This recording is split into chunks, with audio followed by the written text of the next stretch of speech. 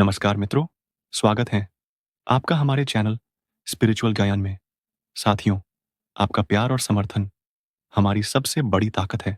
दोस्तों, मैं कान्हा जी से प्रार्थना करता हूँ कि उनकी कृपा आप पर सदैव बनी रहे और आपके जीवन में हमेशा खुशियाँ, सफलता और शांति बनी रहे। साथियों, आपसे अनुरोध है कि आपको वीडियो पसंद आए तो लाइक और कमेंट करें। अगर आप चैनल पर नए हैं तो सब्सक्राइब ज़रूर करें। तो चलिए इस सकारात्मकता भरे सफ़र की ओर चलते हैं। अगर आपके अंदर अच्छाई है तो सब सही हो जाएगा। यह उपदेश भगवान श्री कृष्ण ने गीता में दिया था, जो आज भी हर व्यक्ति के जीवन में प्रासंगिक है। भगवान श्री कृष्ण का यह संदेश हमें यह समझाता है कि अगर हमारे अंदर अच्छाई, सत्य और ईमानदारी की भावना है तो कोई भी परिस्थिति हमें हरा नहीं सकती। जीवन में आने वाली कठिनाइयां और समस्याएं हमारे अंदर की शक्ति पर निर्भर करती हैं। भगवान श्री कृष्ण ने गीता में अर्जुन से कहा था, जो व्यक्ति अपने कर्तव्यों को निष्ठा और सच्चाई से निभाता है वही धर्म के मार्ग पर चलता है। अगर तुम अपनी आत्मा की शुद्धता और अच्छाई पर विश्वास करते हो तो कोई भी बुरी स्थिति तुम्हें पराजित नहीं कर सकती। श्री कृष्ण का यह उपदेश हमें सिखाता है कि अच्छाई और सत्य की राह पर चलने से न केवल आत्मिक शांति मिलती है, बल्कि जीवन की मुश्किलों का भी सामना किया जा सकता है। श्री कृष्ण ने यह भी कहा कि जब हम अपनी आंतरिक अच्छाई को पहचानते हैं और उसे साकार करते हैं तो हम आत्मविश्वास और शक्ति से भरे रहते हैं। वे यह नहीं चाहते थे कि कोई व्यक्ति बाहरी हालात के कारण अपने उद्देश्य से भटक जाए। उनके उपदेशों में यह संदेश छिपा है कि किसी भी बुरी स्थिति को अच्छाई और सत्य से बदलना संभव है। कभी भी परिस्थितियां कठिन हों, भगवान श्री कृष्ण का यह संदेश हमें प्रेरित करता है कि हम अपने अंदर की अच्छाई को पहचानें और उसी के आधार पर सही निर्णय लें। यदि हमारी सोच, कार्य और उद्देश्य शुद्ध और अच्छाई से भरे होते हैं तो हम न केवल अपनी कठिनाइयों को पार कर सकते हैं, बल्कि समाज में सकारात्मक बदलाव भी ला सकते हैं। अतः भगवान श्री कृष्ण का यह उपदेश कि अगर आपके अंदर अच्छाई है तो सब सही हो जाएगा, हमें यह सिखाता है कि अपने अंतर्निहित गुणों को पहचानना और उन्हें सही दिशा में उपयोग करना ही जीवन का सबसे बड़ा सत्य है। किसी समय की बात है जब पृथ्वी पर धर्म की हानि हो रही थी और आसुरी शक्तियां प्रबल हो रही थीं, तब भगवान श्री कृष्ण ने गीता का उपदेश दिया।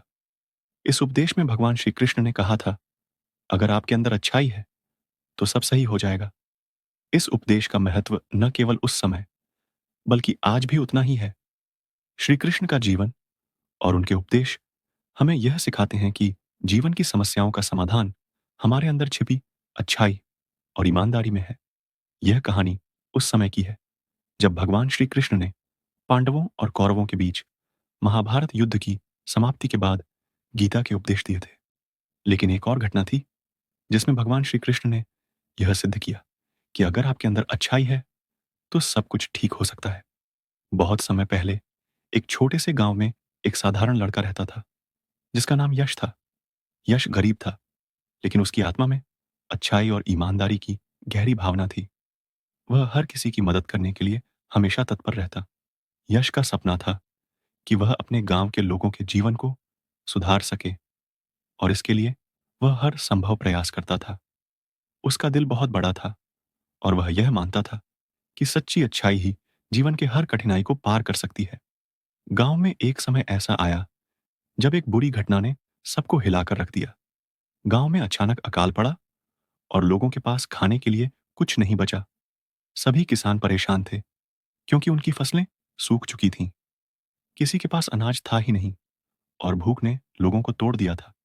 इस समय गांव में एक व्यापारी का आगमन हुआ। वह व्यापारी गरीब किसानों से सस्ते में अनाज खरीदने के लिए आया था और उसे शहर में ऊंचे दामों पर बेचने का इरादा था।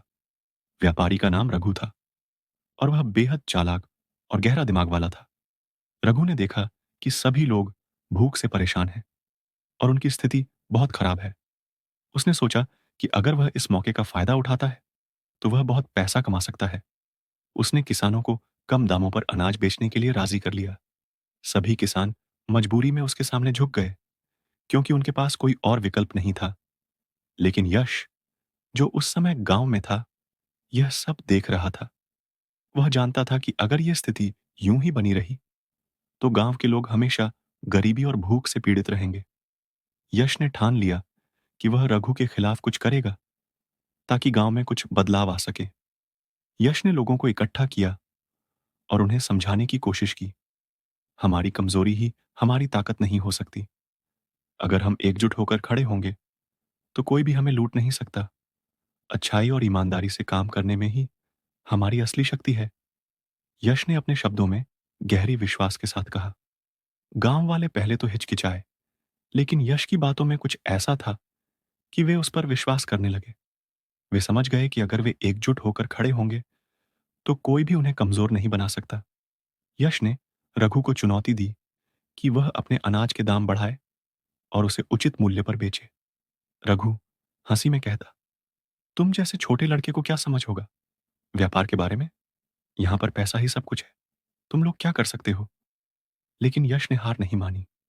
वह जानता था कि अगर उसके अंदर अच्छाई और ईमानदारी है, तो किसी भी असंभव स्थिति को संभव बनाया जा सकता है। यश और गांव के लोग रघु के खिलाफ खड़े हो गए। अंततः रघु ने हार मान ली और गांव वालों को उचित दाम पर अनाज देने का वादा किया। रघु को यह समझ में आ गया कि जब लोग एकजुट होते हैं, तो उन्हें झुका नहीं सकता। इस घटना के बाद यश को भगवान श्री कृष्ण का ध्यान आया। वह अपने गांव में एक साधारण आदमी था, लेकिन उसने अच्छाई और ईमानदारी से सबको जीत लिया था। यश जानता था कि यदि भगवान श्री कृष्ण जीवित होते, तो वह भी यही उपदेश देते कि अगर आपके अंदर अच्छाई है, तो कोई भी बुरी परिस्थिति आपका कुछ नहीं बिगाड़ सकती।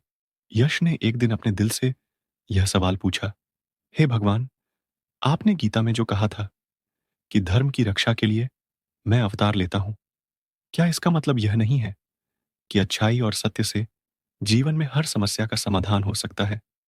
तभी यश को श्री कृष्ण का एक दिव्य दर्शन हुआ। श्री कृष्ण ने उसे कहा, प्रिय यश, तुमने ठीक पहचाना। मैंने गीता में यही कहा था कि अगर तुम अपने अंदर अच्छाई और सत्य को साकार करोगे, तो तुम्हारे जीवन में कोई भी बुरी स्थिति तुम्हें नहीं हरा सकती। तुम्हारे मन में जो अच्छाई है, वही तुम्हारा सबसे बड़ा अस्तित्व है। सत्य और धर्म के मार्ग पर चलने से जीवन में सारी परेशानियां हल हो सकती हैं। श्री कृष्ण ने आगे कहा, अगर तुम्हारे अंदर अच्छाई है, तो तुम किसी भी बुरी परिस्थिति का सामना कर सकते हो।